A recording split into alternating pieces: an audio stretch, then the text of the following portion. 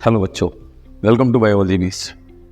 जैसा कि आप जानते हो, पीछे साफ साफ दिखाई दे रहा है the story of the father of genetics. यानी कि आज में जो टॉपिक रहने वाला है हमारे पास डिस्कस करने के लिए, ग्रेगर जोहान मेंडल को लेकर डिस्कस करने वाले हैं।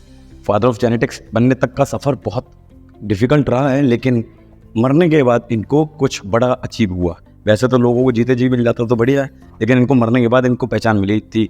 और आज हम सब इन्हीं को इसी रूप में जानते हैं। किस रूप में? Father of genetics. शुरू करते हैं इसका टॉपिक। देखिए, मैंने इसमें आपको इंट्रोडक्टरी पार्ट इसलिए डाला। अभी रिसेंट में जो एग्जाम्स हुए थे, मैंने देखा तो वहाँ पे क्वेश्चंस थे सिंपल से कि हु वाज मेंडल। तो मुझे लगा कि थ्योरी को लेकर थोड़ा सा डिस्कस करना भी चाहिए। फिलहाल इसमें नीट से रिलेटेड तो एक आध क्वेश्चन बन सकता है, जैसे कितना ड्यूरेशन था एक्सपेरिमेंट को लेकर, या फिर कब शुरू किया था, क्या ट्रेट्स सेलेक्ट किए थे। लेकिन जो एकेडमिक्स को लेकर बात करने वाला है, तो यहाँ पर से कोई भी क्वेश्चन बन सकता है। तो लेट स्टार्ट। बंदे का नाम है ग्रेगर जोहान मेंडल। हम लोग इसे जनरली मेंडल बोल देते हैं या फिर जी मेंडल भी बोलते हैं। जन्म हुआ है 22 जुलाई 1822 को। एनसीईआरटी में नहीं दिया हुआ है, बट हमने अपनी इन्फॉर्मेशन को बढ़ाने के लिए डाला हुआ है। ऑस्ट्रिया में जन्म हुआ है, जो कि एक यूरोपियन कंट्री है। ठीक है। अब ही बिकेम एन ऑगस्टीनियन प्रीस्ट बनने के पीछे इनका रीज़न सब अलग अलग देते हैं, लेकिन जो वास्तविक रीज़न ये है कि इनके पास उस समय स्टडीज़ के लिए पैसे बहुत ज़्यादा नहीं हो पाते थे। इनको जानने में आया कि प्रीस्ट बन के जो एजुकेशन है वो आसानी से आप कम पैसों में अटेन कर सकते हो, या फिर लोगों से हेल्प मिल सकती है जब आप प्रीस्ट बन जाते हो। तो इन्होंने अपने आप को प्रीस्ट बनाया, और जो कि कहाँ थे ये 1843 में सेंट थॉमस चर्च में इन्होंने अपने आप को क्या बनाया, प्रीस्ट की तरह इंट्रोड्यूस करवाया। फिर शुरू हुआ है इनकी ज़िंदगी का असली दौर। भाई, कोई भी प्रीस्ट एक चर्च के आसपास में रहेगा तो वहाँ पर छोटी मोटी अपने लिए क्यारियाँ बनाएगा। तो इन्होंने क्यारियाँ बनाई थी। इन्होंने उगाया था उसमें मटर तो जानते हो, पाइसम सटाइवम, जो कि इसका साइंटिफिक नेम है। अपन खाते हैं ना मटर आलू या फिर मटर पनीर टाइप्स, तो वही।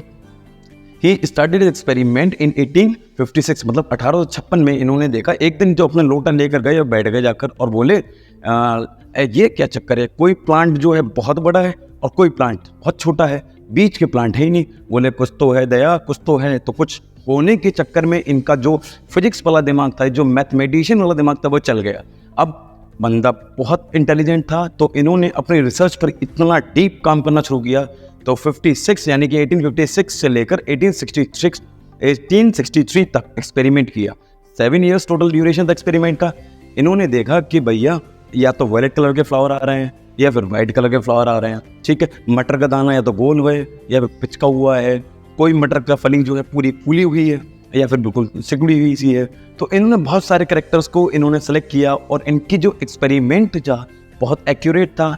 वजह आपको पता ही है, मैथमेटिक्स हमेशा एक्यूरेसी को लेकर ही रही है हमेशा। ठीक है।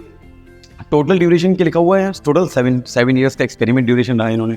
फिर उसके बाद ही published his experiment in 1865 in local magazine. अब भाई, बंदा कहाँ रह रहा है? ब्रेन में रह रहा है ना। देखो, ब्रेन में रह रहा है। अब ब्रेन में रह रहा है तो वहाँ की लोकल मैगजीन में अपने आप को क्या काम करने वाला, पब्लिश कराने वाला। अपने पूरे काम को ब्रेन की मैगजीन में पब्लिश करवाया और बताया लोगों को, देखो मैंने कुछ एक्सपेरिमेंट किया। लेकिन भैया, बायो में तो मैथ घुसा रहे यार, तो मैं कैसे कोई लोग समझे और समाई बात को समझने की कोशिश कैसे करें। ठीक है। तो इनके एक्सपेरिमेंट को भैया भाव नहीं मिला। कोई बात नहीं, वो बात की बात है, हम लोग आगे डिटेल लेक्चर में डिस्कस करने वाले इस बात को। लेकिन इन्होंने इसके अलावा इस एक्सपेरिमेंट के तहत इन्होंने अपने कुछ लॉज ऑफ इनहेरिटेंस भी दिए। लॉज ऑफ इनहेरिटेंस, जो हम आज जितने भी लॉज ऑफ इनहेरिटेंस को लेकर बात करने वाले हैं, या फिर डिटेल लेक्चर में बात करने वाले हैं, या इस समय जो भी लॉज ऑफ इनहेरिटेंस को लेकर बात करता है, भाई साहब यहीं से उठकर आए हैं और यही वाले हैं, और ये वैलिड हैं, हमेशा वैलिड रहेंगे ये। क्योंकि इनके अलावा कोई और इस तरीके के एक्सपेरिमेंट पे काम कर नहीं रहा था उस समय, लेकिन पब्लिसिटी इनको नहीं मिल पाई थी। रीज़न क्या है? क्योंकि भैया बायो में मैथमेटिक्स इस्तेमाल कर रहे, बस सिंपल सा। और कम्युनिकेशन सिस्टम बहुत बेकार थे। इन्होंने 3 लॉज ऑफ इनहेरिटेंस दिए थे: law of dominance, law of segregation and law of independent assortment. इन तीनों लॉज को देने के बाद ये अपनी चीज़ों को, मतलब इन्होंने अपने ये डेटा को यहाँ पब्लिश किया था, लेकिन इस सारे डेटा को कोई पढ़ने या समझने वाला बंदा नहीं था। कौन आया निकल कर, कब आया निकल कर, इन सारी चीज़ों को डिस्कस करेंगे। Please like my videos, subscribe my channel, and please give me your love, because I really want to motivate myself with your likes and subscribes.